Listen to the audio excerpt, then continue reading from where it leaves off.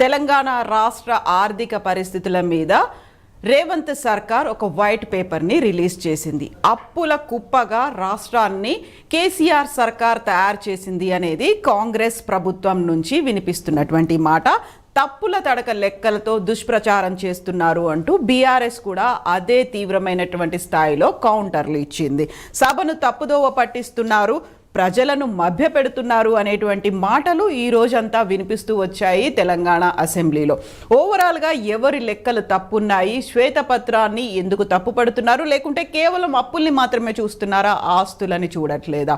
వీటన్నిటి గురించి మనం మాట్లాడుకుందాం. ప్రస్తుతం మనతో పాటుగా ఉన్నారు senior political analyst Ganta Chakrapani గారు. చక్రపాణి గారు, గుడ్ ఈవినింగ్ అండి. నమస్తే అండి. సో ఓవరాల్గా మనం అనుకున్న లైన్లోనే అసెంబ్లీ అనేది సాగుతున్నట్టుంది. మొన్న గవర్నర్ ప్రసంగానికి ధన్యవాద తీర్మానంతో పాటుగా ఈరోజు శ్వేతపత్రాలు ఇవన్నీ చూస్తూ ఉంటే ఇంతే హాట్గా 5 ఏళ్ల పాటు కొనసాగేట్టుంది. 5 ఏళ్ల పాటు కొనసాగడం సంగతి తెలియదు, కానీ ఈ హాట్ వెదర్ని క్రియేట్ చేయాలని మాత్రం కాంగ్రెస్ పార్టీ, ముఖ్యంగా రేవంత్ రెడ్డి అనుకున్నట్టుగా మనకు అర్థమవుతుంది. నేను చాలా జాగ్రత్తగా గమనిస్తూ పోతుంటే రేవంత్ రెడ్డి గారు 2 పంథాలను అనుసరిస్తున్నారు. ఒకటి, తన పరిపాలన మీద పట్టు సాధించుకోవడం. రెండవది, దాన్ని ఇప్పుడు మన అధికారుల బదిలీలనండి, పోస్టింగ్లనండి, పోలీసుల ట్రాన్స్ఫర్లనండి, వీటిలలో తను పూర్తి స్వేచ్ఛతో చేసుకుంటూ పోతున్నాడు. రెండవది, తన ప్రణాళికను అమలు చేయడం, కాంగ్రెస్ ప్రామిసెస్ని అమలు చేయడం. ఏ మాట కామాట మనం చాలామంది గమనిస్తున్నది ఏమిటి అని అంటే, ఆర్థికవేత్తలతో సహా తలకు మించిన భారాన్ని రేవంత్ రెడ్డి ఎత్తుకున్నాడు. ఆయన కెపాసిటీకి మించినటువంటి భారాన్ని అధిష్టాన వర్గం అనండి, లేదా మిగతా వాళ్ళు ఎత్తారు. అంటే కర్ణాటకలో ఆ భారాన్ని మోయగలిగే వాళ్ళు ఉన్నారు. ఎందుకంటే కర్ణాటక వేటికి అది తక్కువ భారం, కర్ణాటకలో ఉన్న సంక్షేమం అభివృద్ధికి తక్కువ భారం. కానీ తెలంగాణలో ఆల్రెడీ ఉన్నటువంటి సంక్షేమం అభివృద్ధికి రెట్టింపు భారాన్ని వాళ్ళు 6 గ్యారంటీలనండి, 6 గ్యారంటీలో నిబిడీకృతమైనటువంటి 66 హామీలనండి. 6 గ్యారంటీలు అంటే 6 కాదు, ఒక మహిళలకు సంబంధించిన దానిలోనే 3 ఉన్నాయి, 3, 4, 5 ఇట్లా ఉన్నాయి. ఇవన్నీ కలిపితే 66, 63 వస్తున్నాయి అనేటువంటిది వాళ్ళ BC empowerment plan, youth empowerment plan, women empowerment plan, SC empowerment plan, ఇవన్నీ కలిపితే అసలు భారతదేశంలో ఏ రాష్ట్రం కూడా ఇంత పెద్ద ఎత్తున అభివృద్ధి సంక్షేమం మీద పెట్టేటువంటి అవకాశం లేదు. సో ఇప్పుడు దాన్ని అమలు చేయడం అనేది ఒక చాలా పెద్ద ఛాలెంజ్. ఈ ఛాలెంజ్లో ఇంకా పూర్తి స్థాయి మంత్రివర్గం లేదు. ఇటువంటి దశలో అంతే వేగంగా, అంతే దూకుడుగా ముందుకెళ్ళేటువంటి వాతావరణం లేదు. అట్లాంటి వాతావరణం ఉంటే అంతే వేగంగా రైతు బంధు పడేది ఇప్పటికీ, అంతే వేగంగా టింగు అని మెసేజ్లు వచ్చేటి, ఇవేవి అవ్వట్లేదు. సో ఈ టైంలో ఒక గోల్ సెట్ చేసుకోవడానికంటే ముఖ్యంగా ఒక టార్గెట్ని బ్లేమ్ చేయడము, లేకపోతే అంతకుముందున్న ప్రభుత్వాన్ని కొంత ఇది చేయడం అనేటువంటిది జరిగింది. దానికోసమే శ్వేతపత్రం అనేటువంటిది ఒక ఇది తీసుకొచ్చినారు. అంటే దీనివల్ల ఏమవుతుంది అని అంటే, నిజంగా కూడా ఏమవుతుంది. శ్వేతపత్రం అంటే ఈ సోషల్ మీడియాలో ఉండే, ఈ ఫేస్బుక్లలో, ట్విట్టర్లలో ఉండేవాళ్ళు ఇక జైలుకే, ఇంకొకటే. ఇవాళ మొత్తం శ్వేతపత్రం చూస్తే దానిలో అసలు గతంలో ఉన్నటువంటి రికార్డులు, బడ్జెట్లు, కాకపోతే వ్యాఖ్యానాలు, కేటాయింపులు ఏది దాయారండి. గవర్నమెంట్లో ఇది దాచేసి అప్పు లేదు అని చెప్పి ముందుకు పోయే అవకాశం లేదు. వీళ్ళు ఇంత పెద్ద ఎత్తున కసరత్తు చేసి ఇంత పెద్ద ఎత్తున త్వరలో శ్వేతపత్రం అంటే వీళ్ళు ఎందుకు భయపడరు కూడా అర్థం కావట్లేదు. బీఆర్ఎస్ పార్టీ కూడా ఓకే రానియండి, శ్వేతపత్రము మంచిదే కదా అని అనాలి అని దానిలో ఉన్నటువంటి కేటాయింపుల్లో, వాళ్ళు ఇచ్చినటువంటి వివరణలో లేదా వాళ్ళ విశ్లేషణలో ఏదైనా లోపం ఉంటే ఇది ఇట్లా కాదు ఇట్లా అని చెప్పాలి. ఎందుకంటే ఇది after all they spent all that money on people, ప్రజల మీదనే పెట్టినారు. వాళ్ళేమి కొత్త కార్లు కొనుక్కోవడానికి, బంగ్లాలు కొనుక్కోవడానికి కాదు. సో అట్లాంటప్పుడు శ్వేతపత్రం మంచిది, నిజానికి ఆ మంచి పని చేసినారు. కానీ మంచి పనిలో ఉన్నటువంటి ఉద్దేశం ఏమిటి అని అంటే, ఇంకా కొంతకాలం కాలయాపన చేయడం. ఒకటి అంటే మనం ఎలక్షన్స్ కంటే ముందు మాట్లాడుకున్నాం, కాంగ్రెస్ పార్టీ మనుషులని ఒక సైకలాజికల్ ట్రాప్లోకి తీసుకొచ్చింది, కొన్ని నరేటివ్స్ డెవలప్ చేసింది. సునీల్ కనుగోలు అనే స్క్రీన్ ప్లేలో ఈ దీనికంతా స్క్రిప్ట్ ఎట్లా నడిచింది, ఒక 6 నెలలు 1 year వెనక్కి పోతే కొన్ని వాదనలని క్రియేట్ చేయడం. గడి అనేది ఒక వాదన, దొర అనేది ఒక వాదన, కుటుంబం అనేది ఒక వాదన, అవినీతి అనేది ఒక వాదన, కాళేశ్వరం అనేది ఒక వాదన, టీఎస్పీఎస్ ఒక వాదన, నిరుద్యోగులకు, అవి కూడా లెక్క పెట్టుకుంటే 66 వాదనలు ఉంటాయి. ఈ 66 వాదనలని ప్రజల్లోకి వదిలేసి ఒక రకమైనటువంటి ఒపీనియన్ ఫార్మేషన్ అంటాం, అటువంటి ఒపీనియన్ ఫార్మేషన్ చేసి కరెక్ట్గా ఇప్పుడు కూడా అటువంటి ఒపీనియన్ ఫార్మేషన్కి అటువంటి కొన్ని వాదనలను క్రియేట్ చేసి అప్పుల కుప్ప, అవినీతి చిప్ప, కాళేశ్వరం ముప్పు ఇట్లాంటివి అన్నీ నడుస్తున్నాయి. దానిలో భాగంగానే శ్వేతపత్రం ఇస్తాం, సంగతి చూస్తాం, అప్పులు తెలిపిస్తాం, కక్కిస్తాం, ఇట్లాంటివి మాటలు వచ్చేసినాయి. ఇవాళ నేను ఈ శ్వేతపత్రం చూసిన తర్వాత నిజానికి ఇది ఒక ఆర్థిక ప్రణాళికలో గతంలో ఉన్నటువంటి డాక్యుమెంట్లు, లేదా బడ్జెట్లో ఉన్నటువంటి డాక్యుమెంట్లు, లేదా కాగ్ రిపోర్ట్లకు సంబంధించినటువంటి కేవలం ఆ అంకెలు తప్ప దీంట్లో ఏం లేదు. దీనిలో అవినీతి లేదు. మనం మొన్నటిసారి కూడా అనుకున్నాం, అప్పు చేయడం అంటే అవినీతి కాదు, అప్పు చేయడం అనేది నేరం కాదు, అప్పు చేయడం అనేది తప్పు కాదు. ఆ చేసిన అప్పుని ఎగ్గొడితే నేరం అవుతుంది, లేదా ఆ చేసిన అప్పుని దుర్వినియోగం చేస్తే తప్పు అవుతుంది. ఆ చేసిన అప్పులో కమిషన్లు తీసుకున్నట్టు నిరూపితమైతే అవినీతి అవుతుంది. కానీ చేసిన అప్పుని ఆస్తులకు క్రియేట్ చేయడానికి పెడితే, చేసిన అప్పుని సౌకర్యాలు కల్పించడానికి పెడితే, చేసిన అప్పుని అభివృద్ధికి పెడితే, చేసిన అప్పుని సంక్షేమానికి పెడితే దాన్ని భారతదేశంలోనే కాదు ప్రపంచంలో ఏ ఆర్థిక వ్యవస్థ కూడా అది తప్పు అని ఇప్పటివరకు చెప్పలేదు. భారతదేశంలో ఉన్నటువంటి 30 రాష్ట్రాల పరిస్థితిని కూడా మనం డిస్కస్ చేసుకున్నాం. అది కర్ణాటక నుంచి హిమాచల్ ప్రదేశ్ దాకా ఐఆర్బిఎం అప్రూవ్ చేసినటువంటి దానికంటే, ఆ ఆర్బీఐ ఇచ్చిన పరిమితి కంటే ఎక్కువ అప్పులు చేస్తున్నారు. ఎందుకు ఎక్కువ అప్పులు చేస్తున్నారంటే మీ పేయింగ్ కెపాసిటీ ఉంది కాబట్టి, మేము మళ్ళీ పే చేస్తాం కాబట్టి చేస్తామని చెప్తున్నారు. తెలంగాణ కూడా మొన్నటిసారి మనం మాట్లాడుకున్నప్పుడు, లేదా ప్రభుత్వం ఇంతకుముందు ఇచ్చినటువంటి లెక్కల ప్రకారం కూడా ఒక 27% అప్పులు చేస్తుంది అనేటువంటిది తెలుసు మనకి. అట్లాగే చూసుకున్నట్టయితే మిగతా రాష్ట్రాలు 40% చేస్తున్నటువంటి రాష్ట్రాలు కూడా ఉన్నాయి. మన దగ్గర ఉన్నటువంటి తమిళనాడు కానీ, లేదా మిగతా కేరళ కానీ, కర్ణాటక కానీ కూడా మనకంటే ఎక్కువ అప్పు చేస్తున్నాయని చెప్పినారు. ఇవాళ ఇచ్చిన దాంట్లో కూడా వాళ్ళు దాన్ని నిర్ధారించడంతో పాటు కార్పొరేషన్లు కూడా తీసుకున్నటువంటి అప్పులు ఉన్నాయి కాబట్టి అన్ని కలిపి 43% అప్పులు చేసినారు అనేటువంటి మాట చెప్తున్నారు. ఇది వాస్తవం, దీన్ని దాచడానికి లేదు. ఈ అప్పులు చేస్తున్నారు. ఈ అప్పులు ఎందుకు చేశారు, ఎక్కడ ఖర్చు పెట్టారు అనేది కూడా చెప్పాల్సి ఉండే, లేదా సభా వేదిక మీద వాళ్ళని అడగాల్సి ఉండే బీఆర్ఎస్ని, మీరు ఇంత అప్పు ఎందుకు చేసినారు, ఈ అప్పు ఎక్కడ దుబారా చేసినారు, ఎక్కడ ఖర్చు చేసినారు, మేము ఈ ఖర్చు తగ్గిస్తాం. ఆఫ్టర్ ఆల్ ఇదేమి మనం ముందే అనుకునేది క్రైమ్ కాదు. ఇది చాలామంది ఆవేశపడిపోయి నరాలు తెంచుకొని ఇది ఒక నేర విచారణ, రేపు అరెస్ట్ అవుతారు, ఇదంతా చాలా ఒక బక్వాస్ నడుస్తూ ఉంది. ముఖ్యంగా ఛానళ్ళలో దారుణమైన ట్రోలింగ్ నడుస్తూ ఉంది. ఇది కాదు. నంబర్ 1, ఇది ఒక శ్వేతపత్రము. శ్వేతపత్రం అంటే బ్లాక్ అండ్ వైట్లో ఏది ఎంత అనేటువంటి లెక్కలు ఉంటాయి. కానీ ఇది వర్బటం చదువుతున్నప్పుడు, లైన్ బై లైన్ చదువుతున్నప్పుడు ఇది శ్వేతపత్రం కంటే కూడా చాలా అక్కసు కక్కినటువంటి పత్రం అని అనిపించింది నాకు. మిగతా అంకెలతో నాకు పేచీ లేదు, అప్పులతో పేచీ లేదు, మిగతాతో పేచీ లేదు. దీనిలో 3వ చాప్టర్ అని ఒకటి ఉంటుంది, పార్ట్ నెంబర్ 3. ఈ పార్ట్ నెంబర్ 3 నిజంగానే హరీష్ రావు గారు చెప్పినట్టుగా ఇది ఎవరన్నా ఆంధ్ర అధికారులే రాసినారా, రిటైర్డ్ ఎంప్లాయీస్ వాళ్ళు చెప్తున్న దాని ప్రకారము ఆర్థిక శాఖలో ఆంధ్ర అధికారులు రాసినట్టుగా ఉంది. నాకు కూడా ఇది చదువుతుంటే ఎంత అక్కసు ఉందంటే దీంట్లో ఎంత అసందర్భమైనటువంటి అంశాలు ఉన్నాయంటే, దీని సారాంశం తెలంగాణ వాళ్ళ కోసం చెప్తున్నా, నేను తెలంగాణ వాదిగా చెప్తున్నా, తెలంగాణ కోసం పోరాడిన వాడిగా చెప్తున్నా, ఒక 40 సంవత్సరాలు తెలంగాణ ఉద్యమంతో నడిచిన వాడిగా చెప్తున్నా. ఎంత దారుణంగా ఉందంటే దీంట్లో, ఉమ్మడి రాష్ట్రంలో తెలంగాణ బాగుంది, ఉమ్మడి రాష్ట్రంలో లక్షలు మీకు ఇచ్చినాము, ఉమ్మడి రాష్ట్రంలో దాదాపు 5 లక్షలు 4,98,000 కోట్ల రూపాయలతోటి మేము అసెట్స్ క్రియేట్ చేసి ఎక్కడి నుంచి మొదలుపెట్టినారు, నాగార్జున సాగరు, జూరాల, శ్రీరామ్ సాగర్ ఇవన్నీ చేసినామని చెప్పారు. ఫైన్ అనుకుందాం, రోడ్లు అనుకుందాం, ఇంకోటి. ఇది ఆఫ్టర్ ఆల్ ఇక్కడి పన్నులు, ఉమ్మడి రాష్ట్రంలో నువ్వు దానం ఇయ్యలే, ఇక్కడి పన్నులతోటి ఇక్కడ ఖర్చు పెట్టినాను, పర్వాలే అక్కడి వరకు. దానిలో ఇంకొక ముందుకు పోయి ఏం చెప్పినారనంటే, అవే కాకుండా ఐఐటి, IIT ఇవన్నీ కేంద్ర ప్రభుత్వం ఇచ్చేటువంటి. ఇంకొకటి డిఆర్డిఓ, ఎన్ఎఫ్సి, మిధాని, డిఆర్డిఎల్. అరే బాస్, ఇవన్నీ కూడా national government of India. Hyderabad అనేది ఒక సేఫెస్ట్ జోన్ కాబట్టి, సెంట్రల్ జోన్ కాబట్టి, నిజానికి సెంట్రల్ ఇండియా, సౌత్ ఇండియా కూడా కాదు. హైదరాబాద్ అనేది సేఫ్ జోను. ఇప్పుడు నువ్వు కాదు, మనం కాదు, డాక్టర్ బిఆర్ అంబేద్కర్ గారు ఆ కాలంలోనే మీరు డిఫెన్స్ అంతా హైదరాబాద్లో పెట్టాలా అని చెప్పారు. ఎందుకంటే ఇటు చైనా నుంచి, అటు పాకిస్తాన్ నుంచి, లేకపోతే ఇంకో దేశం నుంచి దేనికి కూడా అందనంత మిసైల్కి అందనంత దూరంలో ఉంటుంది కాబట్టి ఇక్కడ పెట్టాలన్నారు. ఆ పెట్టడంలో భాగం వచ్చినటువంటి రక్షణ కేంద్రంగా తెలంగాణ స్థితిని పరిష్టం చేయడంలో ఇది దోహదపడిందట. ఏది ఈ ఆంధ్రలో పాలన, ఈ 57 నుంచి 1913-14 చేసినటువంటి ఈ పరిపాలన వల్ల హైదరాబాద్లో DRDO, NFC, Midhani, DRDL, BDL ఇటువంటి రక్షణ అసలు ఎవరన్నా ఆలోచిస్తే దీనికి రాష్ట్ర ప్రభుత్వానికి సంబంధం ఏమన్నా ఉందా? ఒకటి. రెండవది ఇది ఇక్కడికి ఆగలే. బిహెచ్ఎల్, సిపిఆర్ఐ, ఐడిపిఎల్ ఇటువంటి ఔషధ పరిశ్రమలను కూడా ఆ ప్రభుత్వం స్థాపించిందట. ఉమ్మడి ఆంధ్రలో, హైదరాబాద్లో కావాలని వీళ్ళ పెట్టుబడులు పెట్టి స్థాపించిందట. ఇవి కూడా వదిలేయండి, Reddy labs, Bharat Biotech, hetero ఇవన్నీ కూడా అప్పటి ప్రభుత్వమే పెట్టిందట.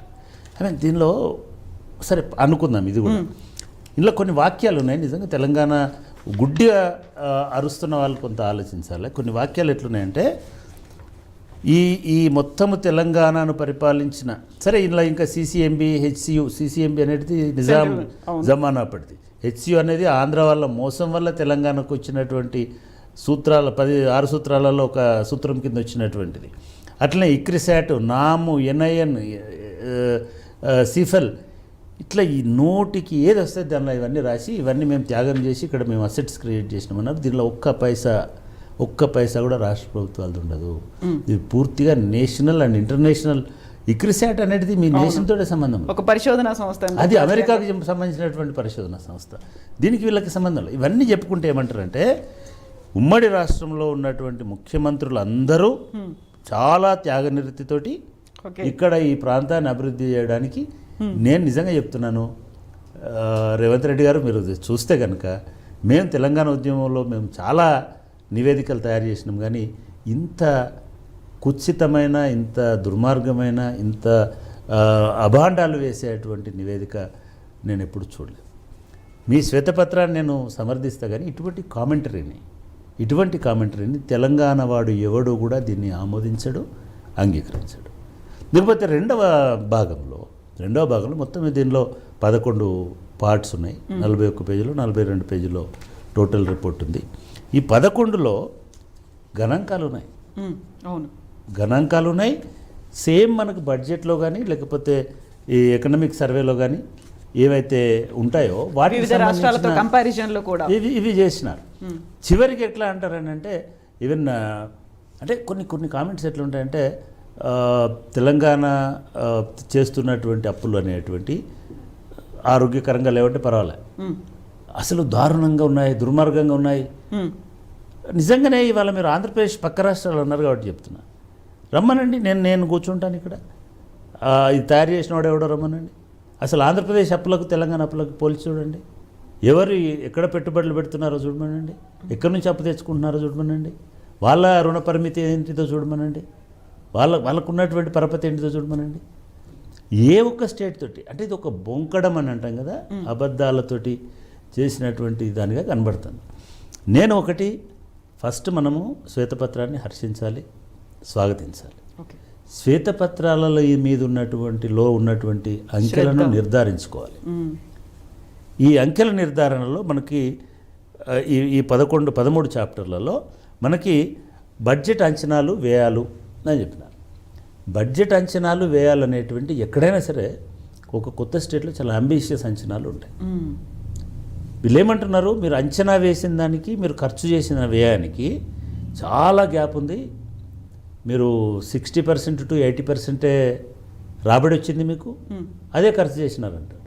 తెలుగుని ఎవడైనా సరే అంచనా పెద్దగా పెట్టుకుంటాడు, లక్ష్యం పెద్దగా పెట్టుకుంటాడు. అది రీచ్ కానప్పుడు ఖర్చుల్ని సర్దుకొని ఎంత డబ్బులు వస్తాయో అంతకే ఖర్చు పెడతాడు. Any budget is will do that. ఏ దేశం, ఏ రాష్ట్రం బడ్జెట్ అయినా కూడా అనుకుంటారు, మాకు 1,00,000 కోట్ల రాబడి వస్తుందని అనుకున్నాడు అనుకోండి, 1,70,000 వస్తాయి. నువ్వు ఖర్చు 90,000 కోట్లకు పెట్టుకున్నావు అనుకోండి, దాన్ని 60,000 కుదించుకుంటావు. దట్ ఈస్ కాల్డ్ బడ్జెట్ అంటేనే అది. సో దాన్ని కామెంట్ చేసుకుంటూ, దాన్ని చెప్పుకుంటూ గతంలో 90% వచ్చినాయి. అరే గతంలో 1957 నుంచి 1997 దాకా లేదా 2007 దాకా ఒక స్థిరమైన రాష్ట్రం ఉంది. మనకి కొత్తగా కుదురుకున్నటువంటి రాష్ట్రంలో ఎట్లుంటుందండి అంటే, ఏ మార్గంలో ఎంత పన్ను వస్తుందో తెలియదు. హైదరాబాద్ రియల్ ఎస్టేట్ ఎట్లుంటుందో తెలియదు, లేదా భూముల మీద రిజిస్ట్రేషన్ మిగతా చోట్ల ఎట్లుంటుందో తెలియదు. వేరే పనులు లేవు రాష్ట్రానికి. మనకు రెగ్యులర్గా ఇన్కమ్ జనరేషన్ జరగాలి. ఇన్కమ్ జనరేషన్ ఎప్పుడు కూడా మనం ఆశించిన లక్ష్యంలో ఆశించిన పద్ధతిలో జరగదు. ఇది ఒక బేసిక్గా అండర్స్టాండ్ చేసుకోవాల్సిన విషయం. 2వ చాప్టర్కి సంబంధించి ఈ 2వ చాప్టర్లో ఇది ఉమ్మడి ఆంధ్రలో చాలా అద్భుతంగా ఉండింది, రాబడి ఖర్చు ఇక్కడ చెడిపోయింది అనేటువంటిది. బహుశా నాకు డౌట్ వస్తుంది, ఏమన్నా రేవంత్ రెడ్డి మళ్ళీ ఏమైనా కలుపుతాడా అంటే ఇది ఇట్లాంటిది పరిస్థితి లేదు అని. అంటే ఆ పద్ధతిలో రాసిన వాళ్ళు, ఇది నేను అనుకోవడం రేవంత్ రెడ్డి గారు చదవలేదు, మిగతా వాళ్ళ మంత్రులు కూడా ఎవరు చదవలేదు. చదివితే ఆ భాగాలని అట్లా స్వీకరించే అవకాశం లేదు. రెండవది, సరే రెవెన్యూ రాకడా పోకడా అనేటువంటిది మీరు ప్రతిసారి చెప్తుంటారు, రెవెన్యూ వసూలు ఎట్లా వస్తాయి, ఎట్లా ఖర్చు, దానిలో ఎవరు రంధ్రాన్వేషణ చేయాల్సిన అవసరం ఉండదు. అయితే లోటు ఉంటుంది, లోటు పెరుగుతుంది అనేటువంటి మాట చెప్తున్నారు. వాళ్ళు కూడా ప్రతి బడ్జెట్లో చెప్తున్నారు రెవెన్యూ లోటు ఉందని, ఆర్థిక సర్వే చెప్తుంది రెవెన్యూ లోటు ఉందని. ఇవన్నీ వాస్తవాలే. మూడవది, ఇకపోతే జీతభత్యాల మీద అంటే నిజంగా కూడా ఆశ్చర్యం వేస్తుంది. సరే, ఇప్పుడు మనకు వస్తున్న మొత్తం సారాంశంలో వీళ్ళు ఆర్థిక ఇదేం చేసినారంటే 31% వడ్డీలకు పోతుంది, 34% ఇది మన జీతాలకు పోతుంది. ఇది అందరికీ తెలిసిన విషయం. బడ్జెట్లో ఇంకా మన ఉద్యోగస్తులు ఇంకా స్ట్రైకులు చేస్తున్నారు, ఇంకా పెంచాలి అనేది, అందువల్లనే ఓడించామని కూడా చెప్తున్నారు. చేయండి, 50% జీతాలకు పోనీయండి. ఇప్పుడు దీనిలో అంటే ఏమవుతుందనంటే ఇవన్నీ ట్రాన్స్పరెంట్గా కనబడుతున్నాయి. వాళ్ళు కూడా రాశారు దీనిలో ఎక్కడ మనం అనుమానించడానికి వీల్లేదు. అంటే అవతలి వాడు రాసేటప్పుడే మైండ్లో అనుమానించాలి అనే పద్ధతిలో ఉంటేనే లేదు ఇక్కడ అనుమానించడానికి ఏమీ లేదు అనే పద్ధతిలో రాసినాడు. I mean that shows the intention of the preparation of this paper. ఇది వైట్ పేపర్ అన్నారు కానీ ఇది చాలా కలర్స్ ఉన్న పేపర్. ఇది it is not white paper. అది ఈ కలర్స్లో ఏంటిదంటే ఒక ఆంధ్ర కలర్ చాలా పిక్యులియర్గా కనబడింది.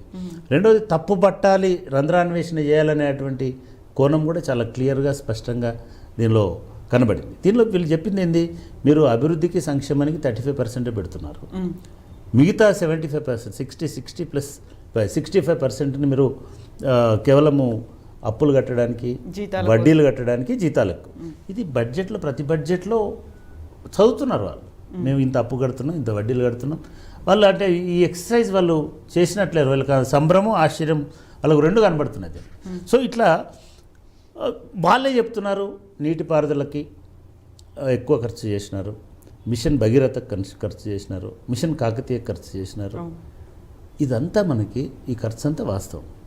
ఇదంతా ఈ మొత్తం 41 పేజీలో ఎక్కడ కూడా ఇంత అవినీతి జరిగింది, ఇంత లోపం ఉంది, ఇంత వృధా ఖర్చు అయింది, ఇంత వేస్టేజ్ అయిందని నాకైతే అర్థం కాలేదు. రేపటి చర్చలో అసెంబ్లీలో జరిగేటువంటి చర్చలు ఏమన్నా అర్థమవుతుందేమో మనకు తెలియదు. కానీ నేను ఇక్కడ అనేది ఏమిటంటే ఈ మొత్తంలో ఎక్కడా కూడా నువ్వు ఈ రాష్ట్ర ప్రభుత్వాన్ని తప్పుపట్టినప్పుడు దీనికి ప్రత్యేకంగా వైట్ పేపర్ ఎందుకు ఇవ్వాలి అనే ప్రశ్న చాలామందికి వస్తుంది. నాకు అర్థమవుతుంది ఏంటంటే ఈ వైట్ పేపర్ ద్వారా ఈ రాష్ట్ర ఆర్థిక పరిస్థితి బాగాలేదు, అప్పులకే 31% పోతుంది, జీతాలకు పోతుంది, మిగిలేదు 35%. ఈ 35%లో మేము ఏమీ చేయలేము అనేమని మీరు చెప్పదలుచుకున్నారా? రెండవది, ఒకవేళ అట్లా చెప్పదలుచుకుంటే అది అన్యాయం అవుతుంది. ఎందుకంటే ఇది ఇంత ఖర్చు ఉందనేటువంటిది 2022-23లో పెట్టినటువంటి బడ్జెట్లో కూడా ఉంది. ఆ లెక్కలన్నీ అవైలబుల్గా ఉన్నాయి. వీళ్ళు మేనిఫెస్టోని అప్పుల కుప్ప చేసినారనేది ఉంది. ఈ తెలంగాణ రాష్ట్రాన్ని అప్పుల పాలు చేసినారని పోయిన అసెంబ్లీలో మాట్లాడినారు, ఈ ఎలక్షన్ల ప్రచారంలో మాట్లాడినారు. ఈ అప్పులను చేసినప్పటికీ కదా మీరు ఇంత సంపద క్రియేట్ చేసి, అది పదే మీ ఛానళ్ళలో కూడా అడిగారు వాళ్ళని, ఎట్లా మరి ఇంత అప్పులున్న రాష్ట్రంలో ఎట్లా చేస్తామని, మేము సంపదను సృష్టిస్తామని కూడా చెప్పినారు. సృష్టించండి, ఇది కేవలము ఒక కన్జంప్షన్ కోసం. నేను ఇవాళ చూసినాను కొన్ని వాళ్ళు మాట్లాడుతున్నటువంటి దానిలో చాలా అంటే ఇంకా ఎలక్షన్ క్యాంపెయిన్ మోడ్లోంచి ఈ మంత్రులు బయటకు రానున్నారు. అంటే వీళ్ళు మాట్లాడిన దానికి వాళ్ళు అడ్డగోలుగా మాట్లాడుతున్నారు. చివరికి ఏ దశలో మాట్లాడుతున్నారు, వాట్సాప్ మెసేజ్ చదివి మాట్లాడుతున్నారు. ఒక మంత్రి ఏమంటారు, ఏంటది వరంగల్లో హాస్పిటల్ కట్టాల్సిన అవసరం లేదు అంటున్నారు. మళ్ళీ చెప్తున్నా, వరంగల్లో హాస్పిటల్ కట్టాల్సిన అవసరం లేదు, ఇది కమిషన్ల కోసం కడుతున్నారు. అక్కడ ఎంజిఎం ఉంది, దాన్ని డెవలప్ చేస్తే. రెండవది, ఇక్కడ ఇన్ని హాస్పిటల్ ఎందుకు కడుతున్నారు? నిన్నటి వరకు వీళ్ళే విద్యా వైద్యం మీదే ఈ ప్రభుత్వం పట్టించుకోలేదన్నారు. ఇవాళ హాస్పిటల్స్ ఎందుకు కడుతున్నారన్నారు. సరే, ఏంటంటే మన సెక్రటేరియట్ ఎందుకు కట్టారని కూడా అన్నారు. మీరు ఉండకండి ఆ సెక్రటేరియట్లో, స్టార్ హోటల్కి ఇచ్చి అమ్మేసేయండి, అందుకంటే ఎక్కువ పైసలు వస్తాయి. ఐ మీన్ ఒక మంత్రులు అయిన తర్వాత you have to own your office, you own that office, that asset is your government asset. అనవసరంగా సెక్రటరీ కూడా కొత్త ఎన్ని రోజులు మాట్లాడతారండి? అప్డేట్ కండి కొంచెం, ఇవాళ విషయాలు మాట్లాడండి, వాట్సాప్ చదివి మాట్లాడకండి. ఇది చాలా అంటే వీళ్ళు ట్రైన్ అవ్వాలి నిజానికి. నేను నిజంగానే వీళ్ళు ఎలా హోటల్లో ఉన్నప్పుడు వీళ్ళందరూ ట్రైనింగ్ ఇస్తున్నారంటే నిజంగానే ఇస్తున్నారు అనుకుని ఇవాళ మాట్లాడిన చూస్తే అయితే నాకు చాలా ఆశ్చర్యం వేసింది. అంటే ఏమాత్రం తడుముకోకుండా ఉమ్మడి రాష్ట్రం చాలా బాగుంది అంటున్నారు. సపరేట్గా పొండి సప్పుడు మీరందరూ ఇంకా ఇది చాలా ఇన్సల్టింగ్ ఉంది. ఇది పోనీ మీరు జై తెలంగాణలో లేదంటే పట్టించుకోవాలి, లేదు మీరు అమరవీరులకు దండ లేదంటే పట్టించుకోవాలి, స్తూపం కడిగి పోలేదంటే పట్టించుకోవాలి. ఎందుకంటే అవన్నీ మీ వల్లనే జరిగినాయని మీకు తెలుసు కాబట్టి మీరు అవి చేయరు. కనీసం ఈ రాష్ట్రాన్ని you hail the state, Telangana అనండి, జై తెలంగాణ రాష్ట్రం కదా, మీరు మేమే ఇచ్చాము అని చెప్తూ ఉన్నప్పుడు అదే ప్రచారం మీరు దాన్ని ఓన్ చేసుకుని ఇవ్వడం వేరు, ఓన్ చేసుకోవడం వేరు. మీరు అనుకుంటున్నారు దానం చేసినామని, దానం చేసినోడు ఓన్ చేసుకోడు. మేము అనుకుంటున్నాం, తెలంగాణ సమాజం అనుకుంటుంది, మీలో కూడా కొందరు మీ పొన్నం ప్రభాకర్ లాంటి వాళ్ళు అనుకుంటున్నారు, లేదా మీ ఉత్తమ్ కుమార్ రెడ్డి లాంటి వాళ్ళు అనుకుంటున్నారు, మీ బట్టి లాంటి వాళ్ళు అనుకుంటున్నారు మేము సాధించుకున్నాం, పోరాడి. ఎందుకంటే పెప్పర్ స్ప్రే కూడా కొట్టిందని మీరే చెప్తున్నారు. పెప్పర్ స్ప్రే ఎవరు కొట్టారు? బీఆర్ఎస్లు కొట్టారా? అదే కాంగ్రెస్ ఆంధ్ర లీడర్లు కొట్టారు. ఇవాళ ఇది కూడా ఒక పెప్పర్ స్ప్రే అని నేను అనుకుంటున్నాను. ఇది కూడా ఒక పెప్పర్ స్ప్రే, దానిలో third part is pepper spray. ఏం భాష వాడినారు? ఎందుకంత అక్కసు వెళ్ళగక్కినారు? ఇది మంచిది కాదు, ఇది మంచిది కాదు. ఇకపోతే మీరు ఒక అప్పులు అని చెప్పి తప్పించుకున్నారు. అప్పులు చెప్పారు పర్ఫెక్ట్గా, ఇన్నున్నాయి. ఇది జగద్విదితం, మన దీనిలోనే ఉన్నాయి ఇన్ని అప్పులు ఉన్నాయన్నది అందరికీ తెలిసినటువంటి విషయం. ఇప్పుడు దీనికి ఒక్కొక్కరికి 3 లక్షలు అప్పులు చేసినారు, అది చేసినారు. అరే యార్, మీ ఒక్క తలసరి ఆదాయమే 3.5 లక్షలు అని చెప్తున్నారు ఇప్పుడు. I mean that is the ఇది లైన్ వీళ్ళకు ఉండేటిది. రెండవది, ఈ అప్పులని ఏం చేశారు? మీరు అన్నట్టు ఫామ్ హౌజులు కట్టించుకున్నారా? మీరు అన్నట్టు ఇంకొకటి చేసుకున్నారా? ఇవి చెప్పరా? లగ్జరీ కార్లలో తిరిగారా? ఒక కాన్వాయ్కి పెట్టుకున్నారా? దేనికి చేసుకున్నారా? స్పెషల్ ఫ్లైట్లలో ఢిల్లీకి వెళ్ళడానికా? అంటే నేను రేవంత్ రెడ్డి మా ఫ్రెండ్ కాబట్టి నేను అవన్నీ అనను. ఓకే, ఎందుకంటే రేవంత్ రెడ్డి ఇప్పటికి 9 సార్లు ఢిల్లీకి పోయినాడు 10 రోజులలో 11 రోజులలో. అయినా కూడా కాంగ్రెస్ లీడర్లు ఈ మాట కూడా చెప్తున్నారు, దుబారా ఖర్చులు లేకుండా చూసుకుంటున్నామని. అవునండి, ఆయన నిజంగానే ఆయన దుబారా ఖర్చులు చేయరు కావచ్చు. నేనేమంటున్నానంటే దానికంటే నాకు చాలా ఇంపార్టెంట్ అనిపించేది ఏమంటే, మనం రికార్డు కావాల్సింది కూడా ఏమిటంటే, తెలంగాణ ఒక కొత్త రాష్ట్రం, దీన్ని మీరు మర్చిపోవద్దు. కొత్త రాష్ట్రానికి నికరమైన నిర్దిష్టమైన ఆదాయ మార్గాలు లేవు. ఈ రాష్ట్రం వచ్చినప్పుడు, ఈ రాష్ట్రం ఏర్పడ్డ తర్వాత ప్రభుత్వం నేను మళ్ళీ చెప్తున్నాను, ప్రభుత్వం అంటే తెలంగాణ ప్రజల తరఫున ఉన్నటువంటి ప్రభుత్వం. ఆ ప్రభుత్వం ఆదాయ మార్గాలు ఏమిటి, తెలంగాణకున్న వనరులు ఏమిటి, ఆ వనరులను ఎట్లా ఉపయోగంలోకి తీసుకొచ్చుకోవాలనేటువంటి పద్ధతిలో ఆలోచించి అది నూతన భూమి విధానం ఉండొచ్చు, నూతన ఇండస్ట్రియల్ పాలసీ ఉండొచ్చు, నూతన మిగతా ఉండొచ్చు, పర్మిషన్లు ఉండొచ్చు, ఇవన్నిటినీ ఒక సీరియస్ రీసెర్చ్ లాగా చేసుకొని, నిపుణుల సలహాలు తీసుకొని they have chalked out certain programmes. ఈ చాక్డ్ అవుట్ చేసుకున్నటువంటి దానిలో ఏమనుకున్నారంటే, మనం నీళ్లు నిధులు నియామకాలు మనల్ని నడిపించినటువంటి నినాదాలు, తెలంగాణ ఉద్యమాన్ని నీళ్లు నిధులు నియామకాలు నడిపించి తీసుకెళ్ళినాయి. కానీ ఈ పునర్నిర్మాణ నినాదం వేరు.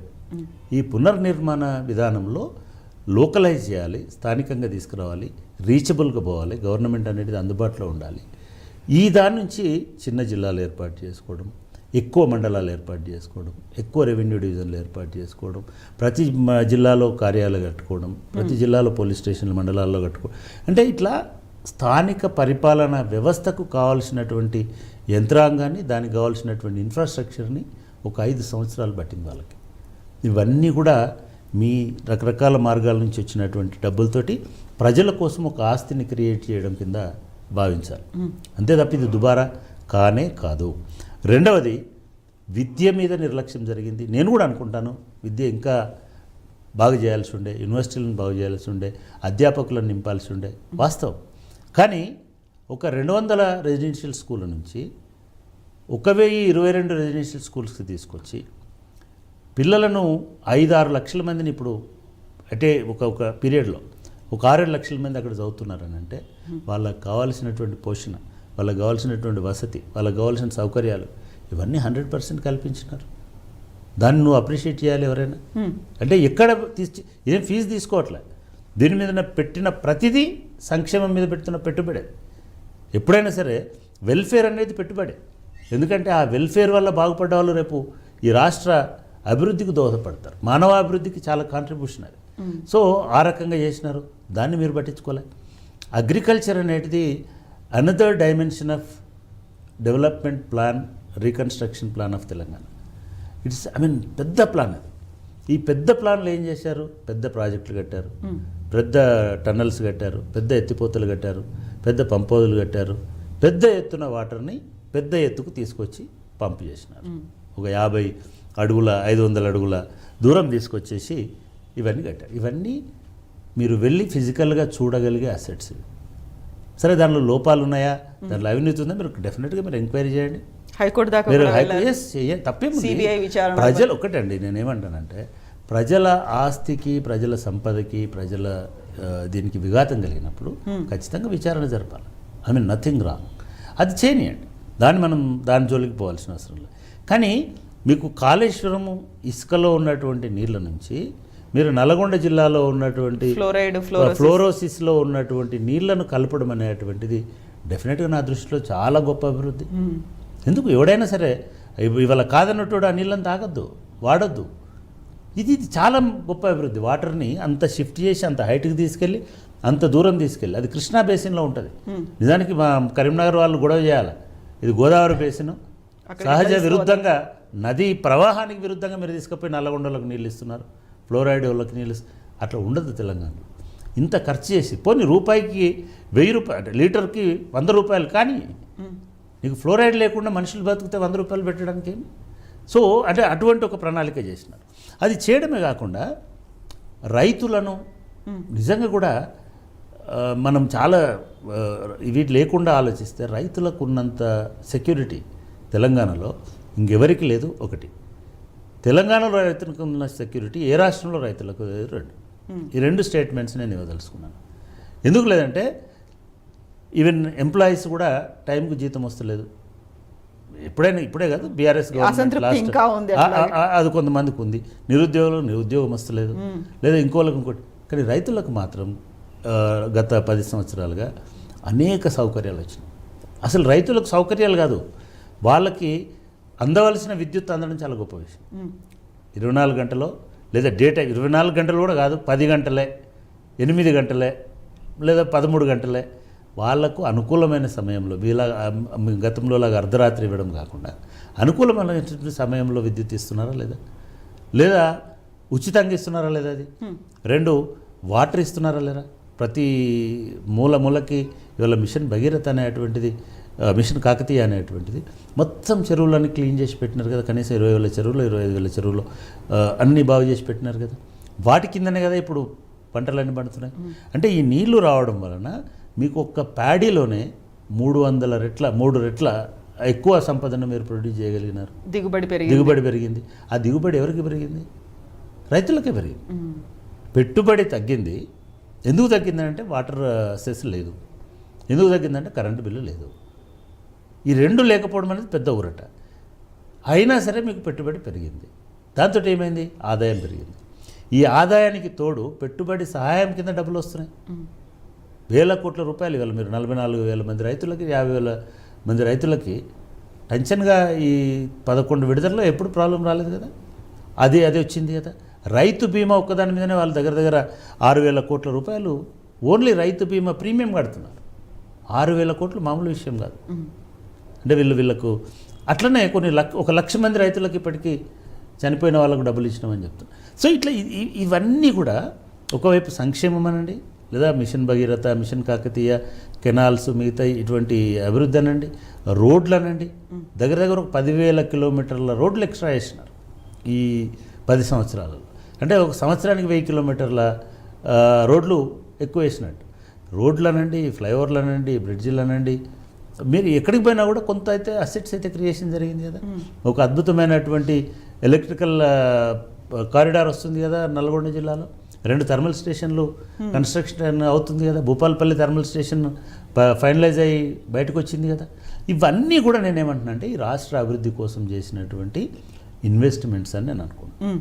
ఈవెన్ చివరికి దళిత బంధు ఇచ్చినా, రైతు బంధు ఇచ్చినా, లేదా గురుకుల పాఠశాలలు పెట్టినా, పెన్షన్లు ఇచ్చిన, పెన్షన్లని సోషల్ సెక్యూరిటీ స్కీమ్స్ అని అంటారు, వాళ్ళ సెక్యూరిటీ కోసం ఇస్తున్నటువంటి. కాబట్టి అంటే ఈ రెండింటిని బేరీజ్ వేయండి. నేను నిజంగా కూడా బీఆర్ఎస్ వాళ్ళు కూడా చెప్తున్నాను, ఊరికి నా ఆవేశాలకు పోయి వాళ్ళు పెట్టనేవద్దు, వాళ్ళు ఇవ్వనేవద్దు, ఇవన్నీ కాదు. వాళ్ళు చెప్పింది వాళ్ళు చెప్పనియండి. మీ సమయంని మీరు వాడుకొని మీరు ఏమేమి చేశారో చెప్పండి. ఏమేమి చేశారో, ఏ రకమైనటువంటి తెలంగాణను సృష్టించారు. మీరు అన్ని రకాలుగా ఇప్పుడు దానిలో అంత చేసి ప్రతి సంవత్సరం ఇంత ఎత్తున పెరిగింది, కానీ 2021-22లో తగ్గినట్టుగా అనిపిస్తుంది. అంత సంకుచితం ఎందుకు? తగ్గుతుంది. అరే యార్ 2021-22లో కరోనా ఎఫెక్ట్ అయ్యుండొచ్చు, ఇంకోటి అయ్యుండొచ్చు, తగ్గొచ్చు, దేశం అంతా తగ్గుతుంది. మనకంటే 3 రాష్ట్రాలు మనకంటే ఎక్కువ ఆదాయం తెచ్చుకోవచ్చు, తప్పేమి. దాన్నే మీరు దీనిలో పెట్టాల్సిందే. మీరు పెట్టాల్సింది ఏంటిది? ఇంత వేస్ట్ అయింది, ఈ డబ్బులు మురిగిపోయినాయి, వీటిని వాడుకోలే, ఇది చెప్పాలి కదా. ఇవి కాదండి మీరు అంటే ఇవన్నీ అనుకుంటాం మనం. నేను సామాజిక పెట్టుబడి అంటే ఎట్లుంటుందంటే 2 ఎగ్జాంపుల్స్ చెప్తా. మనం చాలాసార్లు మాట్లాడుకున్నాం. సపోజ్ గొర్రెల పంపిణీ ఉంది. గొర్రెల పంపిణీ నవ్వినారు, గొర్రెలు ఇస్తారట, మమ్మల్ని అడుక్కోమంటారా, మేము గొర్రెలు కాయాలన్నా అని వాళ్ళకి చదువు చెప్పి ఉద్యోగాలు ఇచ్చే బదులు గొర్రెలు ఇచ్చినారు. నిజానికి అది ఒక జాతి ఆర్థిక ముఖ చిత్రాన్ని మార్చేసింది.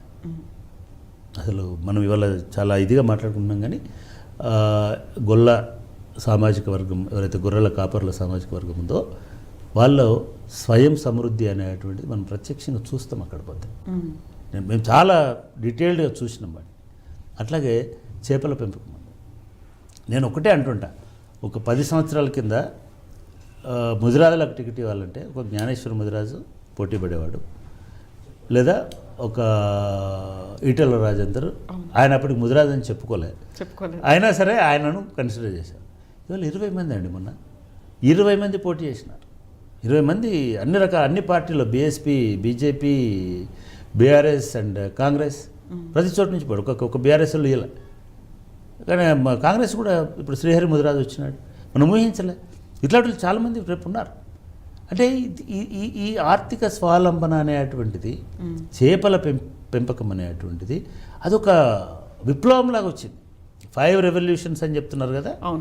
100% తెలంగాణ 5 రెవల్యూషన్స్కి ఒక పుట్టినిల్లు లాంటిది. డెఫినెట్గా 5 రెవల్యూషన్స్ రేపు ఈ రాష్ట్ర భవిష్యత్తును మార్చేస్తాయి. ఇవి మరి ఇప్పుడు గొర్రెలకు మీరు ఫ్రీగా ఇచ్చినారు, అప్పు తెచ్చినారు. వాళ్ళు నేషనల్ డెవలప్మెంట్ ఏజెన్సీ ఉంది ఒకటి, NCFD ఏదో, అక్కడ తీసుకొచ్చారు. అక్కడ ఎందుకు అప్పు తెచ్చారంటే మరి ఈ స్కీమ్ కోసం తెచ్చినారు. ఏ ప్రభుత్వమైనా ఇది చేస్తే ఇది మంచి సాంప్రదాయం. మీరు చెప్పినారు, వాళ్ళను కూడా చెప్పనియండి. వాళ్ళను కూడా ఇవాళ మీరు ఎట్లాగైతే అప్పుల ప్రణాళిక చెప్పినారో, అప్పుల పద్దు చెప్పినారో, రేపు వాళ్ళు డెవలప్మెంట్ ప్రణాళిక కూడా చెప్తారు.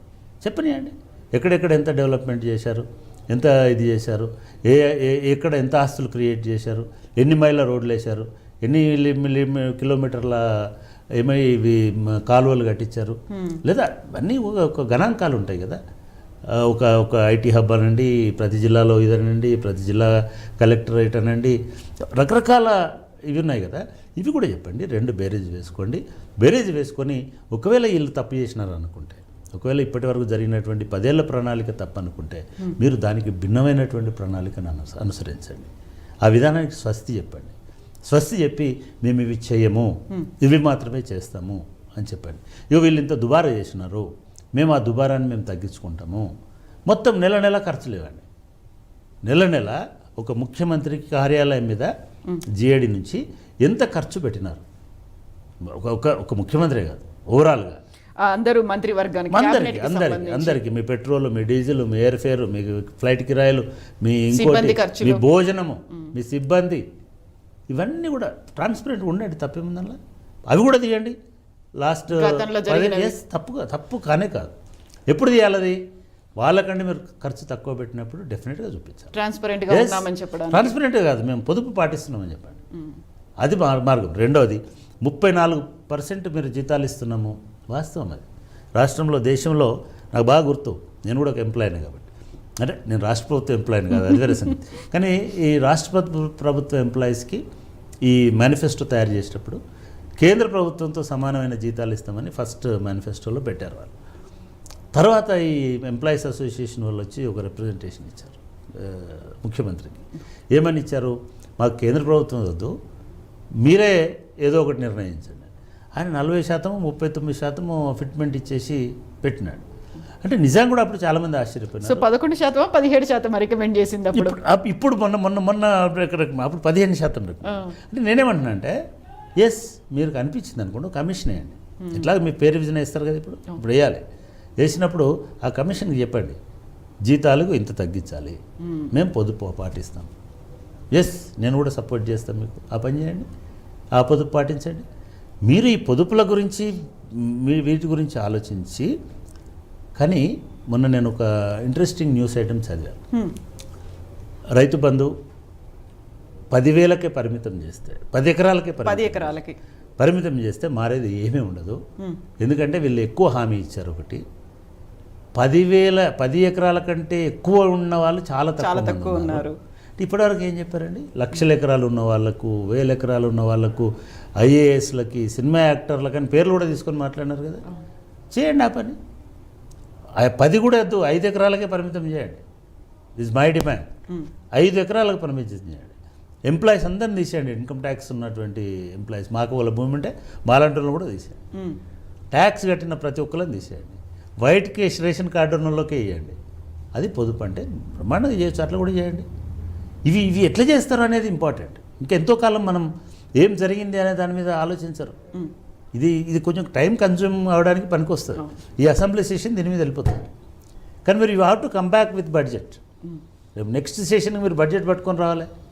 సో ఆ బడ్జెట్ పట్టుకోవడానికి రావడానికి ఒక బేస్ పేపర్ లాగా, ఈ వారం రోజుల దాడులను తట్టుకోవడానికి ఒక ఇది షీల్డ్ పత్రమో శ్వేతపత్రమో తెలియదు, దానికి ఇది పర్ఫెక్ట్గా పనికొస్తుందని నేను అనుకుంటున్నా. ఇది అయినా సరే ఇది మంచి సంప్రదాయం. దాని ఆన్సర్స్ను కూడా మీరు నేను మొన్న ఒక ట్విట్టర్లో దీనిలో ట్వీట్ చేశాను. మొదటి రోజు చూసిన తర్వాత ఎవరు ప్రతిపక్షమో ఎదురు అధికార పక్షమో నాకు అర్థం కావట్లేదు. గవర్నర్ ప్రసంగ గారికి ధన్యవాద తీర్మానంపై నేను ఇప్పుడు దీని మీద కనుక ఫెయిర్ డిస్కషన్ జరిగితే, ఈ శ్వేతపత్రం మీద ఫెయిర్గా డిస్కషన్ జరిగితే, రేపు అభివృద్ధి మీద ఆన్సర్ కేటీఆర్ చేయాల్సి వస్తుంది, హరీష్ చేయాల్సి వస్తుంది. మా అభివృద్ధి ప్రణాళిక ఇది, మేము ఇది చేసినాము, మేము ఇది. ఎవరైనా దూరం నుంచి చూసిన వాళ్ళకి, రాజకీయాలు చూడని వాళ్ళకి, ఓహో వీళ్ళు అధికార పక్షము, వాళ్ళ అరుపులు కేకలు, వాళ్ళు మీరు గమనించండి. ఇవాళ సెషన్లో 5 మంత్రులు మాట్లాడుతున్నారు. కొండా సురేఖ, పొన్నం ప్రభాకర్, బట్టి గారు, శ్రీధర్ బాబు గారు, వాళ్ళు ఉన్న మంత్రులు అందరూ మాట్లాడుతున్నారు. ఉన్నదే 6 11 కాదా? 6 రావాల్సిన వాళ్ళు. ఈ 11లో 6 మాట్లాడుతున్నారు. హరీష్ రావు కూడా మాట్లాడుతున్నారు. అంటే చూసే వాళ్ళకి ఇది ఉంటుంది కదా, మ్యూట్లో చూడండి, ఓహో ఈయన అధికార పక్షము, ఆయన మీద 6 దాడి చేస్తున్నారు. అంటే ఈ కల్చర్ వద్దు. 1 to 1 మాట్లాడుకోండి, తప్పేముంది? ఒకళ్ళు రెడీ అండి, మాట్లాడండి. అవును ఇది తప్పు, ఇది తప్పు, ఇది తప్పు, చలో అనుకుందామండి. భారతదేశంలో ఈ ఆర్థిక విధానము బాగాలేదనుకుంటే మార్చుకోవచ్చు.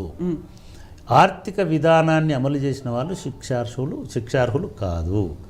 ఆర్థిక విధానం అనేది అవినీతి కాదు. అవినీతి అంటే నిధుల దుర్వినియోగం కానీ, లేదా డైవర్షన్ కానీ, లేదా మిస్అప్రాప్రియేషన్ అంటే మిస్అప్రాప్రియేషన్ కానీ, ఇటువంటి ఏవైతే ఫైనాన్షియల్ క్రైమ్స్ ఉంటాయో అవి మాత్రమే తప్పులు. వాళ్ళకు నచ్చిన ఆర్థిక విధానం. ఇప్పుడు నెహ్రూ ఆర్థిక విధానం గురించి మాట్లాడుతున్నారండి కేంద్రంలో. నెహ్రూను తిడుతున్నారు. ఎప్పుడు నెహ్రూ చనిపోయిన తర్వాత 70 ఏళ్ళకి తిడుతున్నారు, ఇంకా 60 ఏళ్ళకి కూడా. అది కూడా మంచిది కాదు. ఆయన తనకు నచ్చినటువంటి విజన్ ప్రకారం తీసుకున్నారు. ఈవెన్ నేనేమంటున్నా ఈ టైంలో అయినా, ఇప్పుడు మన్మోహన్ సింగ్ గారు ఆర్థిక మంత్రిగా, పివి నరసింహరావు గారు ఒక కొత్త ఆర్థిక విధానాలను తీసుకొచ్చినారు. అప్పుడు కమ్యూనిస్టులు, వీళ్ళు, ఆర్ఎస్ఎస్ వాళ్ళు అందరూ దుమ్మెత్తిపోసినారు. ఎస్ మేము కూడా దుమ్మెత్తిపోసినాము. కానీ స్లోగా అదే మంచిది, అదే పద్ధతి అని తర్వాత వచ్చినటువంటి బీజేపీ కూడా అదే విధానాలను కంటిన్యూ చేసింది. రేపు నిజంగానే ఎవరైనా కమ్యూనిస్టులో లేదా థర్డ్ ఫ్రంట్ ఇండియా కూటమి వచ్చి ఈ ఆర్థిక విధానాలు బాగలేవు, ఇగో ఇంత ఇదైపోయిందని ఇంకో పద్ధతిలో పో. ఐ మీన్ అదొక policy. Policy cannot be prosecuted. Policy మీద నువ్వు ఇది చేయలేదు, ఎందుకంటే అది శాసనసభ ఆమోదించిన పాలసీ. సో నేనేమంటున్నానంటే, ఎస్ ఇది చాలా ఒక మంచి పద్ధతి. దీని మీద కూలంకషమైన చర్చ జరగాలి, స్వేచ్ఛాయుత వాతావరణంలో చర్చ జరగాలి, మంచి పద్ధతిలో జరగాలి. ఇది ప్రజలకు పూర్తిగా అర్థం కావాలి. దీని గురించి పెద్దగా బాధపడాల్సిన అవసరము లేదా ప్రజలు కూడా ఆందోళన చెందాల్సిన అవసరము లేదు. దీని తర్వాత అయినా ఖచ్చితంగా మనకు మీ అందరికీ పెన్షన్లు వస్తాయి, మీ అందరికీ రైతు బంధు వస్తుంది, మీ అందరికీ ఫ్రీ కరెంట్ వస్తుంది. ఇవన్నీ సంక్షేమ పాలన సంక్షేమ పథకాలు అనేవి ఖచ్చితంగా మీకు అందుతాయని నేను ఆశిస్తున్నాను.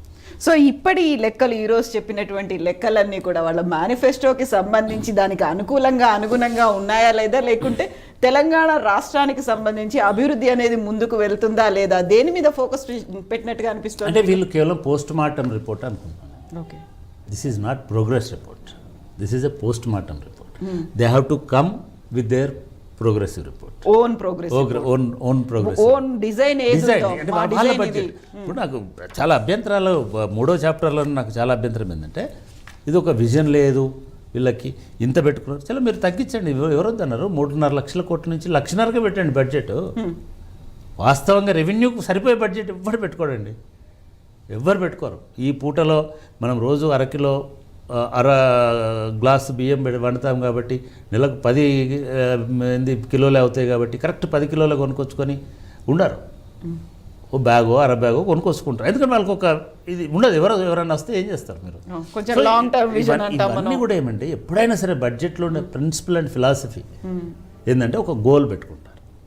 ఈ గోల్ దేన్ని బేస్ చేసుకుని పెట్టుకుంటారు, మాకు ఇంత రాబడి వస్తుంది అనేటువంటిది చేసుకుంటారు. మనకి ఈ రాబడి పెరుగుతూ వచ్చింది, ఎప్పుడు తగ్గలే. మీరు అది గుర్తుపెట్టుకోండి. కోవిడ్ వచ్చేదాకా తగ్గలే. మీరు ఇవన్నీ రాసినారు కదా, పోయిన మా 16 మంది ముఖ్యమంత్రులు మా తాతలు నేతలు మూతులు దాగినారు, వీళ్ళు మొత్తం తెలంగాణలో మొత్తం అంతా పెట్టి అమృతం ఇచ్చిపోయినారు అన్నారు కదా. మరి వాళ్ళు ఎందుకు ఈ బడ్జెట్లో ఈ ఎస్టిమేషన్స్ని ఎక్కువ వేసినారు? ఎక్కడి నుంచి తెచ్చినారు వాళ్ళ డబ్బుల్ని? అది బిగినింగ్ జీరో. అది 2014 అనేది జీరో నుంచి ఉండేట ఆయన ఏమనుకుంటాడు, ఒక 20 కిలోమీటర్లు ప్రయాణం చేస్తా అనుకుంటాడు, 20 పెట్టుకుంటాడు. 20 పోతే 15 పోయి ఉండొచ్చు ఆయనకు ఉన్నటువంటి దీన్ని బట్టి. నెక్స్ట్ ఇయర్ ఏమనుకుంటే నేను 15 కదా, ఇవాళ కొంచెం రోడ్ బాగుంది, చలో నేను 30 కిలోమీటర్లు పెట్టుకుంటా అంటాడు. ఇట్లా పెంచుకుంటూ పోతారు. అట్లా పెంచుకుంటూ పోయినారు. రెండోది, చాలా ధైర్యవంతుడు బిగ్ గోల్ పెట్టుకుంటాడు, సాధించి తీరాలా ఎట్లయినా చేసి. ఎందుకంటే ప్రెషర్స్ ఉన్నాయి. తెలంగాణ మూవ్మెంట్ అనేటిది చాలా టార్గెట్స్ని పెట్టింది గవర్నమెంట్కి. అది ఉద్యోగాలు అనండి, లేకపోతే ఇంకోటి అనండి, మంచి పాలన అనండి, నీళ్ళే ఒక పెద్ద మనీని మొత్తం ఇంకిపోయినాయి. మనీ నీళ్ళలో, కాళేశ్వరంలో నీళ్ళ ప్రాజెక్టులో మనీ ఇంకిపోయింది. అంత డబ్బులు వాళ్ళు కూడా రాసినారు, వీటన్నిటికీ డబ్బులు పెట్టినారు. సో మీరు చెప్పండి, మీరు చెప్పారు జూరాల మేమే కట్టినాము, ఏంది ఎవడికో పనికి వచ్చాక నాగార్జున సాగర్ మేము ఎన్ని ఉత్తమ్ కుమార్ రెడ్డి తెలియదా ఎన్ని ఎకరాలు పారుతుంది నాగార్జున సాగర్తో? నాగార్జున సాగర్ను కట్టించిన ఘనత, ఆ ఖర్చు తెలంగాణ మీద వేయడానికి ఆఫీసర్ ఎవడో వాడికి సిగ్గు ఉండాలి కదా, కామన్ సెన్స్ ఉండాలి కదా. తెలంగాణదా నాగార్జున సాగర్ అంటే ఎంత తెలివి లేకుండా రాసినారండి ఇది. అదట తెలంగాణదట, తెలంగాణకు ఆంధ్ర ముఖ్యమంత్రి చాలా ఉదారంగా చేసినాడు దాన్ని. అవి ఇంత ఇది ఎక్కువసేపు మాట్లాడుకుంటే మనం ఎక్కువ ఇరిటేట్ అవ్వాల్సి వస్తుంది. సో నేనేమంటున్నా అంటే ఇదంతా కూడా ఒక డ్రామా. ఈ డ్రామా స్టెబిలైజ్ అవ్వడానికి పోనీ ఈ డ్రామా ఇట్లా గడిచిపోయి నెక్స్ట్ పాత్రధారులు అయితే బడ్జెట్ పట్టుకొని సూట్ కేసు పట్టుకొని రావాలి కదా. అప్పుడు మీరు వాస్తవ బడ్జెట్ పెట్టండి. అంటే ఒకటండి, ఎప్పుడు కూడా జీవితాంతం తిట్టుకుంటూ గడపలేదు. భారత రాజ్యాంగం, నేను చాలాసార్లు చెప్తున్నా, రాజ్యాంగ సభలో రాజ్యాంగాన్ని సమర్పించినప్పుడు అంబేద్కర్ గారిని మాట్లాడని అందరూ రిక్వెస్ట్ చేస్తారు అని చెప్తారు. ఇవాళ రాజ్యాంగం వచ్చింది, సంతోషం, కానీ మీరు ఒక హక్కును కోల్పోయినారు. మీరు ఏం హక్కును కోల్పోయినారంటే, ఇక ముందు ఏది బాగలేకపోయినా బ్రిటిష్ వాడిని తిట్టలేము. మనంతట మనమే తెచ్చుకున్నాం కాబట్టి, మనంతట మనమే బాగు చేస్తామని చెప్పినాం కాబట్టి, మనంతట మనమే స్వాతంత్రం వస్తే అందరం విముక్తి అయిపోతామని చెప్పినాం కాబట్టి, రేపు మన బాధ్యత. నేను మా రేవంత్ రెడ్డి గారికి, అదేవిధంగా బట్టి విక్రమార్క గారికి చెప్పేది కూడా అదే. మీరు అయిపోయింది, యుద్ధం అయిపోయింది, క్షతగాత్రులు వెళ్ళిపోయినారు, వాళ్ళ పాలన అయిపోయింది. ఈ శ్వేతపత్రంతో మీరు ఆ పాపాలను కూడా కడిగేసుకున్నారు. రేపు మీరేం చేస్తారో చెప్పండి. ఫ్రెష్ చాప్టర్ ఎట్లా ఉంటుందో చెప్పండి. అది కదా మీరు తెలంగాణకు మేమేదో చేస్తామని చెప్పారు కదా, మేము తెలంగాణ ఒక మార్పు తీసుకొస్తామన్నారు కదా. ఆ మార్పును చూపించండి. పాత కాగితాలని ప్రింట్ చేయడము మార్పు కానే కాదు. తమ మార్క్ని ఎట్లా చూపిస్తారనేది ఎగ్జాక్ట్లీ మార్పు కాదు, మార్కు ముఖ్యం. మీ మార్కుని ఎట్లా చూపిస్తారో మీ బడ్జెట్లో చూపించండి. దీని మీద ఊరికి చర్చ అక్కర్లా. ఇది నిజానికి ఇది ఒక మంచికి. అందరు అసెంబ్లీలో తనుకుంటారా, తిట్టుకుంటారా, కొట్టుకుంటారా, అక్కడికి ఆపండి. మళ్ళీ రేపటి నుంచి కూడా బడ్జెట్లు లేదు, అప్పులు లేవు. రెండవ సలహా కూడా ఏంటంటే మీ మంత్రులకు కొంత ట్రైనింగ్ ఇవ్వండి. అంటే ఇంకా ప్రతిపక్షంలో ఉన్నట్టు మాట్లాడుతున్నారు. They are very responsible constitutional representatives. మూడవది, ఈవెన్ మీ గొంతుల మాడ్యులేషన్ కూడా మార్చుకోండి. I mean you should not appear as you are attacking your enemy. No, after all that is people's house. అక్కడ ఉన్నది ప్రజల representative. You are shouting at somebody, that means you are shouting at people. దాన్ని కూడా గమనించండి. అంటే కొంచెం cultural change తీసుకురండి. మీ administrative కల్చర్లో, పొలిటికల్ కల్చర్లో కూడా కొంత మార్పు తీసుకోండి. మార్పు అంటే కేవలం కుర్చీ మార్పు కాదు. మార్పు అంటే ఈవెన్ మిగతా అన్నిట్లలో పద్ధతుల్లో, సాంప్రదాయాల్లో కూడా మార్పు అనేటువంటి విషయాన్ని మీరు గమనించాలని నేను కోరుకుంటున్నాను. సో ఓన్లీ అప్పుల మీద ఫోకస్ పెట్టారు, పెంచినటువంటి ఆస్తులు వీటన్నిటి మీద ఎందుకు ఫోకస్ పెట్టలేదు అనేది ప్రధానంగా టీఆర్ఎస్ నుంచి వస్తున్న దట్ ఈస్ ట్రూ. నేను ఇందాక అందుకే చెప్పాను. వాళ్ళు బదనాం చేయదలుచుకున్నారు. మీరు సమాధానం చెప్పండి. బదనాం చేసిన వాడికి సమాధానం చెప్పండి. మేము ఇన్ని క్రియేట్ చేసినాము. ఇందాక చెప్పిన అన్నీ కూడా అందులో భాగమే. ప్రాజెక్టులు కట్టినారు, చెరువులు తవ్వించారు. ఇది అశోకుడు గురించి చెప్పట్లేదు, నేను కేసీఆర్ గురించి చెప్తున్నాను. ఇప్పుడు చెరువులకు పూడికలు తీపిచ్చారు, చెట్లు పెట్టించారు, రోడ్లు వేశారు. ఇవన్నీ వాస్తవమే కదా. నేను 4వ తరగతిలో, అంటే 30 ఏళ్ళ కింద, 30 కాదు ఇంకెక్కువ ఏళ్ళ, 50 ఏళ్ళ కింద, 50 ఏళ్ళ కింద, 40 ఏళ్ళ కింద, 45 ఏళ్ళ కింద చెరువులు తవ్వించారు, వాస్తవము. అప్పుడు ప్రాజెక్టులు లేవు కాబట్టి బావులు తోడించారు, వాస్తవము. చెట్లు నాటించారు. మీరు హరితహారం మీదనే వాళ్ళు కొన్ని వేల కోట్లు ఖర్చు చేసిన. మనకు కాంపా ఫండ్స్ వస్తాయి. అవి వచ్చినా కూడా state government has taken several initiatives. Simple అండి. ఈ గ్రామము అభివృద్ధి చెందిందా లేదా, ఈ పల్లెలు అభివృద్ధి చెందినాయా లేదా, ఈ పంచాయతీలు అభివృద్ధి చెందినాయా లేదా. కేంద్ర ప్రభుత్వం ఇస్తున్నటువంటి అవార్డులలో దాదాపు 60-70% అవార్డులు ఒక్క స్టేట్కే వస్తున్నాయి. అది కూడా అక్కడ ఉంది బీజేపీ. అది బీజేపీ ప్రభుత్వం అయినప్పటికీ, వాళ్ళు నిధులు ఇవ్వకపోయినప్పటికీ, అయినప్పటికీ బాగు చేసినడానికి అది బీజేపీ అని కూడా అన్నాను, అది కేంద్ర ప్రభుత్వం. కేంద్ర ప్రభుత్వం గుర్తించిన తర్వాత కూడా అది బాగు చేయలేదనంటే మరి మిమ్మల్ని ఎవరు గుర్తిస్తారు? మిమ్మల్ని ఎవరు గుర్తిస్తే బాగు చేసినట్టు? సో నేను మళ్ళీ చెప్తున్నా, వాళ్ళు ఎక్కడ లోపాలు జరిగినాయో చెప్పినారు. మరి ఇప్పుడు కాదు, ఇంకో 2 రోజులు అసెంబ్లీలో చెప్పాడు. కానీ మళ్ళీ దీన్ని పదే దీని చుట్టూ తిరిగి మీ అభివృద్ధిని, మీ మార్గాన్ని మర్చిపోకండి. సో నిజంగానే అవకతవకలు జరిగాయి, అక్కడంతా అక్రమాలు ఉన్నాయి, లేకుండా సొమ్మునంతా వీళ్ళు మళ్లించారు, తినేశారు అనుకున్నప్పుడు కాళేశ్వరం ప్రాజెక్టుకు సంబంధించి హైకోర్టుకు వెళ్లారు, సిబిఐ ఎంక్వైరీకి డిమాండ్ చేస్తున్నారు. అలా అన్ని డిపార్ట్మెంట్లో ఎక్కడైతే అవకతవకలు ఉన్నాయి, ఎక్కడైతే అవినీతి జరిగింది అనుకుంటే ప్రతి దానికి వెళ్ళొచ్చు కదా. అలా ఇప్పుడు అంటే అది అటువంటి స్కోప్ కానీ అటువంటి ఎన్విరాన్మెంట్ కానీ ఉండకూడదు రాజకీయాల్లో. లేదు అట్లా. ఇప్పుడు ఆంధ్రప్రదేశ్లో జరుగుతుంది అదే.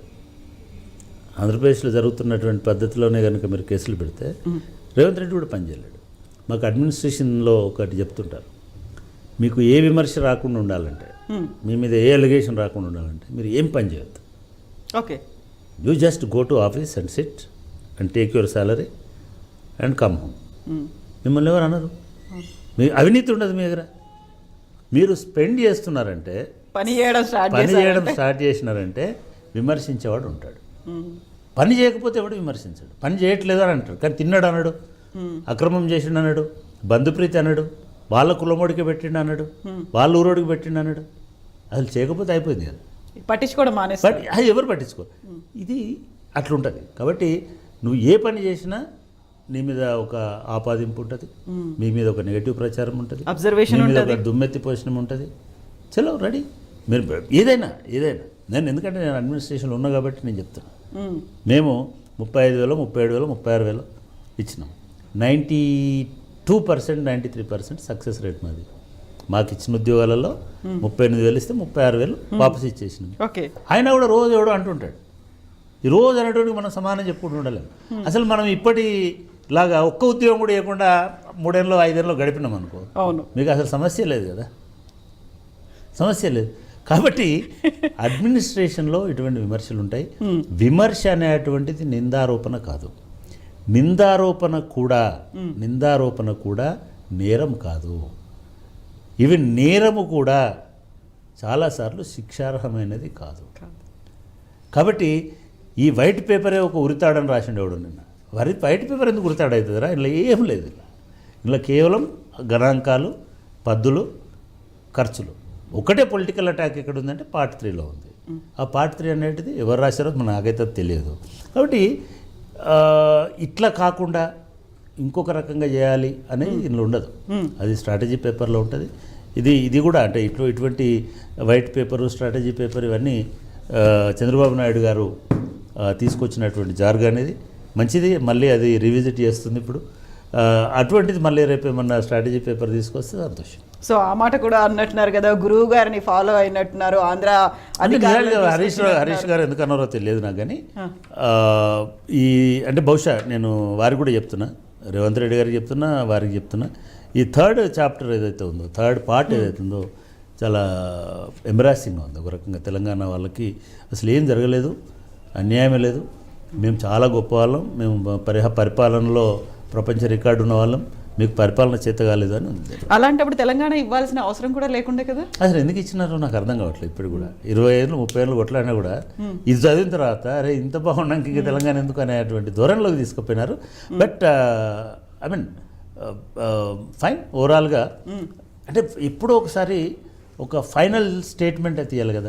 నేను అనుకుంటున్నా ఈ శ్వేతపత్రం final statement on allegations against BRS government. Next మళ్ళీ ఉండకూడదు అసలు అయితే. ఎందుకంటే మీరు ఇచ్చినారు, లెట్ పీపుల్ జడ్జ్, ప్రజలు దాన్ని నిర్ణయించుకుంటారు. You come up with alternative plan.